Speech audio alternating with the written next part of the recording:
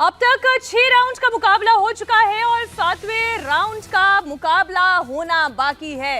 दीदी का दावा है कि सीपीएम की तरह बीजेपी को भी बंगाल से उखाड़ फेंकेंगे, लेकिन चुनाव आयोग का डेटा कुछ और कहता है। पिछले हर चुनाव में बीजेपी का परफॉर्मेंस साल दर साल कैसे बेहतर होता गया है, ये आंकड़ा आपके सामने है। आप देखिए, 2014 में मात्र 2 सीट जीतने वाली बीजेपी 2019 का चुनाव अप्रत्याशित रूप से 43% के स्ट्राइक रेट से, आप ये देखिए, 18 सीटें जीती थी। इसलिए मोदी ये कह रहे हैं कि इस बार टीएमसी बौखलाई हुई है, उनके विरोधी बौखलाए हुए हैं। आज मैं आपको पश्चिम बंगाल सीट की एक 42 सीट है, एक सीट का ग्राउंड एनालिसिस देखेंगे आप। सीधे हमारे रिपोर्टर्स ने जो मतदाताओं के मुंह से सुना, जो वहां का कास्ट समीकरण है, जो ममता बनर्जी मां माटी मानुष की बात करती हैं, वो एक्चुअली कितना काम कर रहा है, टीएमसी की जीत की संभावना कितनी है और बीजेपी 18 से अपना ये जीत का आंकड़ा कितना ऊपर तक ले जा पाएगी, ये सातों फेस की सीट्स आपके सामने। पहला, जहां पर कूच बिहार, अलीपुरद्वार, जलपाईगुड़ी, दार्जिलिंग, रायगंज, बलूरघाट, और ये वो सीट पहली और दूसरी तो वो फेस था जहां पर बीजेपी का परफॉर्मेंस शानदार था। इस बार भी बीजेपी एक्सपेक्ट कर रही है कि ये 6 सीट वो अपने पास कर सकती है।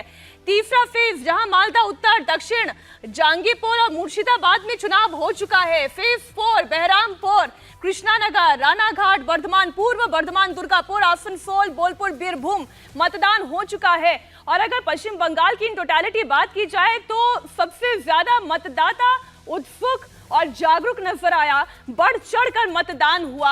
अगर छठे फेज की बात करें, जहां तुमलुक, काथी, घाटल, ये वो सीटें जो पिछली बार बीजेपी हार गई थी, लेकिन वो परिवार, अधिकारी परिवार जिनके दबदबे वाली सीट कही जाती है, क्या वो टीएमसी से चली गई है और ये बीजेपी के साथ तीनों सीटें जुड़ गई है, क्योंकि अधिकारी फैमिली अब बीजेपी के साथ खड़ी नजर आ रही है। और ये वो 5 सीट, झारग्राम, मेदिनीपुर, पुरुलिया, बांकुड़ा और विष्णुपुर, जहां पहले बीजेपी जीत दर्ज कर चुकी है 2019 के चुनाव में। और 7वां फेज, जहां पर सबसे मुश्किल लड़ाई, दमदम, बारासात, बशीरहाट, जयनगर, मथुरापुर, डायमंड हार्बर, जादवपुर, कोलकाता उत्तर और दक्षिण, जहां पर मुकाबला कांटे का है, जहां पर ममता बनर्जी का गढ़ अगर किसे कहा जाए तो शायद वो 9 सीट वाला ये 7th फेज ही कहा जाएगा।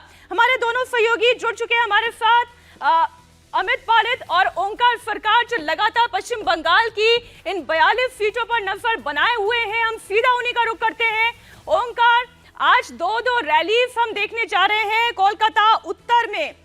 बड़ी ही इंटरेस्टिंग लड़ाई है कोलकाता उत्तर की। जरा ओंकार सरकार को जरा स्क्रीन पे ले आए। ये देखिए, ओंकार सरकार और अमित पाले दोनों बंगाल के चप्पे चप्पे में मतदाताओं से मुलाकात कर रहे हैं।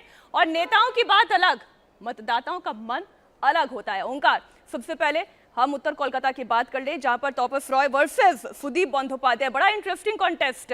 तापस रॉय खुद भी तो कभी टीएमसी के थे, आज भाजपाई हो गए हैं। जी देखिए, एकदम तापस राय कुछ दिन पहले तृणमूल कांग्रेस में थे, लेकिन वो कुछ दिन पहले ही वो भाजपा में शामिल हो गए और भाजपा में शामिल होने के बाद उसको उत्तर कोलकाता से उम्मीदवार बना दिया गया है भाजपा की तरफ से।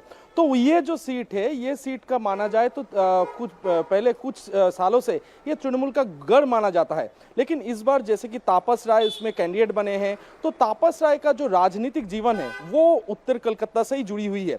तो भाजपा का ये मानना है कि तापस राय बहुत स्ट्रांग कैंडिडेट है, तो इसी के चलते वो ये सीट ले सकती है, यानी कि भाजपा वो जीत सकती है। लेकिन तो आखिर हम लोग इतिहास देखें तो उसमें देखा जा रहा है कि तृणमूल कांग्रेस का एकदम क्लियर कट जीत हो सकती है। इसीलिए इस जगह में तो कांटे की टक्कर है, लेकिन तृणमूल कांग्रेस भी कहीं पीछे नहीं है। तृणमूल कांग्रेस भी डटे हुए है इस कोलकाता उत्तर पे। तो आज जैसे कि देखा जा रहा है, नरेंद्र मोदी जी वो भी आज रोड शो करने वाले हैं कोलकाता उत्तर पे, श्याम बाजार 5। ये तो बात हुई नॉर्थ कोलकाता की, और वहां की तस्वीरें लगातार हम आपको दिखाते जाएंगे। आप देखिए किस तरीके की तैयारी नॉर्थ कोलकाता में हुई है। अमित, केवल नॉर्थ कोलकाता ही नहीं, अगर हम साउथ कोलकाता की भी बात करें तो यहाँ का भी मुकाबला बड़ा इंटरेस्टिंग है। देबोश्री चौधरी और माला रॉय।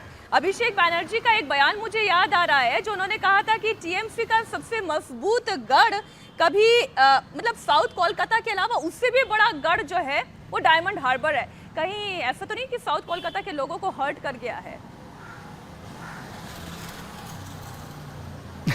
नहीं नहीं, बिल्कुल भी हर्ट नहीं किया होगा, क्योंकि अगर डायमंड हार्बर अभिषेक कह रहे हैं, क्योंकि अभिषेक खुद वहां से सांसद है, डायमंड हार्बर से साउथ 24 परगना में पड़ता है, और वहां पर अभिषेक बनर्जी अभी भी इतने इंटैक्ट हैं और मजबूत हैं। हालांकि प्रधानमंत्री मोदी आज बारुईपुर के पास गए थे, जादवपुर के बहुत करीब है, जादवपुर सीट है और बारुईपुर जो साउथ 24 परगना में लगता है, उस जगह पर अगर प्रधानमंत्री गए तो एक साथ 2-3 सीट को उन्होंने साधा है। तो वहां पर बारुईपुर में अगर 2021 में भी देखा जाए तो मीनाक्षी एक लहर दिखी थी बीजेपी की, कहीं वहां पर एक अच्छा खासा वोट बैंक तैयार हुआ है, लेकिन वहां पर क्योंकि मुस्लिम समुदाय अगर आप देखते हैं तो करीब करीब 30% से जब ऊपर चला जाता है तो बहुत मुश्किल होता है कि बीजेपी वहां पर काट सके, क्योंकि वहां पर तो फुरफुरा शरीफ भी वोट बैंक नहीं काट पाया था अभिषेक बनर्जी का, तो इसलिए वो उनका गढ़ है। साउथ कोलकाता की अगर मैं बात करता हूं तो ममता बनर्जी देखिए उसकी सर्वे सर्वा है, कालीघाट में रहती है, उनका इलाका है। जब से उन्होंने चुनावी कह सकते हैं एमपी के चुनाव में कदम रखा 90s में, लगातार वहां से चुनाव जीतते आई है। पहले कांग्रेस की वो एमपी बनी, फिर तृणमूल कांग्रेस की बनी, उसके बाद कभी वहां से आज तक कोई भी किसी और पार्टी का जो मेंबर है, कैंडिडेट है, सांसद नहीं बन पाया है टीएमसी का। अब माला रॉय के सामने चुनौती कौन दे रही है? देबोश्री चौधरी। देबोश्री चौधरी कहां से आती है? उत्तर बंगाल से आती है, रायगंज से उनको हटा दिया गया है। अब यहां पर वो कितना कनेक्ट कर पाएंगे, ये सबसे बड़ा सवाल है, क्योंकि साउथ कोलकाता में क्या है कि देखिए यहाँ पर देखिए साउथ कोलकाता की बात कर रहे थे, इसके अलावा अगर डायमंड हार्बर की बात करें, आप ये कह रहे हैं कि अभिषेक बनर्जी का मजबूत गढ़ है, लेकिन यहाँ पर बीजेपी के एक्सपेक्टेशन क्यों है? इसके पीछे कारण बहुत बड़ा है। आंकड़ा ये कह रहा है कि साल 2009 में बीजेपी जहां पर 37,000 वोट ही हासिल कर पाई थी, 2014 में ये आकर 2 लाख का आंकड़ा हो गया, 2019 आते आते ये 9 लाख के आंकड़े में तब्दील हो गया। ऊपर से एक फैक्टर जो है वहां की रिलीजन बेस का भी है, हम इस पर भी बात करेंगे।